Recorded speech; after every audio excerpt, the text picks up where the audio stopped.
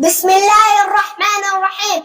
السلام عليكم ورحمة الله وبركاته. الحمد لله رب العالمين، والصلاة والسلام على نبينا محمد وعلى آله وصحبه أجمعين. أما بعد، أنا الطالب عبد الرحمن محمد رفيع الله صديقي من دولة الهند في الصف الرابع بمدرسة الإمام ورش لتحفيظ القرآن الكريم بفوارة. يسرني أن أرفع أجمل التهاني وأطيب الأماني لمقام خادم الحرمين الشريفين الملك سلمان بن عبد العزيز حفظه الله، وسمو ولي عهده الأمين الأمير محمد بن سلمان بن عبد العزيز وفقه الله، وحكومتهم الرشيدة بمناسبة اليوم الوطني 93 المملكة العربية السعودية، سائلا لله عز وجل أن يحفظ المملكة العربية السعودية بلاد الحرمين الشريفين وقبلة المسلمين. كما أهنئ أستاذتي الكرام ومديرنا الفاضل وكافة منسوب مدرستي، سائلا لله عز وجل